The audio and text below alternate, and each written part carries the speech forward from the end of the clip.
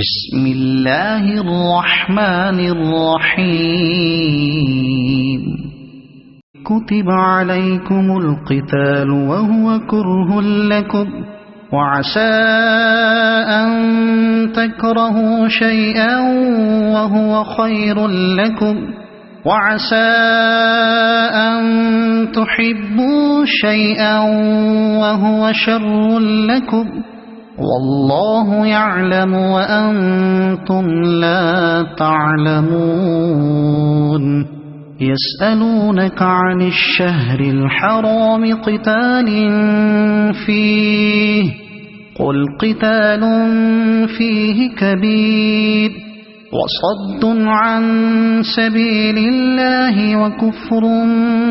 به والمسجد الحرام وإخراج أهله منه أكبر عند الله والفتنة أكبر من القتل ولا يزالون يقاتلونكم حتى يردوكم عن دينكم إن استطاعوا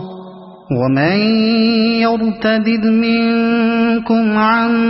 دينه فيمت وهو كافر فأولئك حبطت أعمالهم في الدنيا والآخرة وأولئك أصحاب النار هم فيها خالدون إن الذين آمنوا والذين هاجروا وجاهدوا في سبيل الله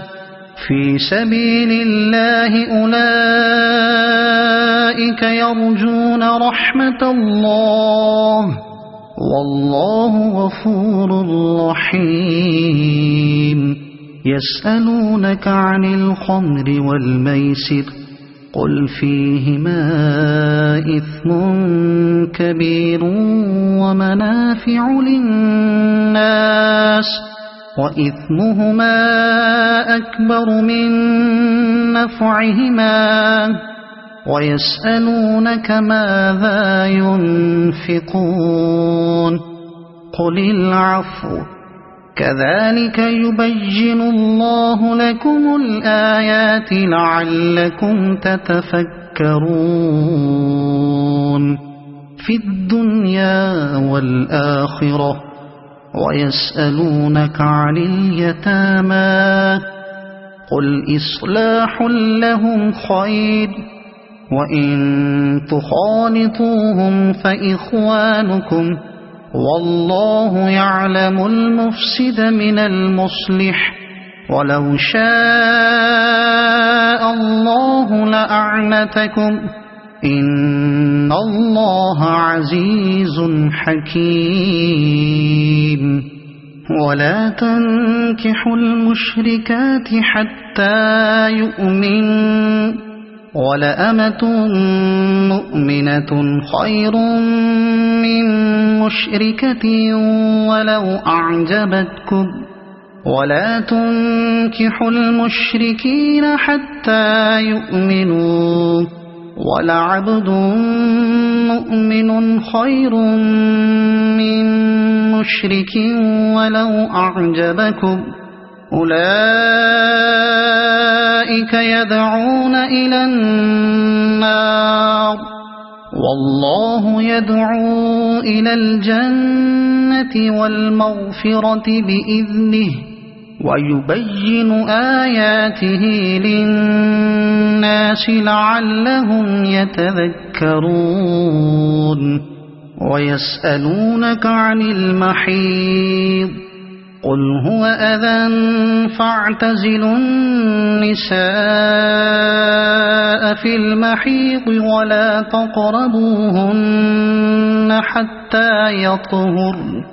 فإذا تطهرن فأتوهن من حيث أمركم الله إن الله يحب التوابين ويحب المتطهرين نساؤكم حرث لكم فأتوا حرثكم أنى شئتم وقدموا لأنفسكم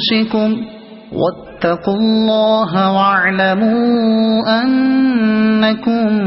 ملاقوه وبشر المؤمنين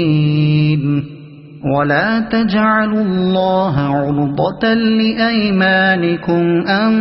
تبروا وتتقوا وتصلحوا بين الناس والله سميع عليم لا يؤاخذكم الله باللغو في أيمانكم ولكن يؤاخذكم بما كسبت قلوبكم والله غفور حليم صدق الله العظيم.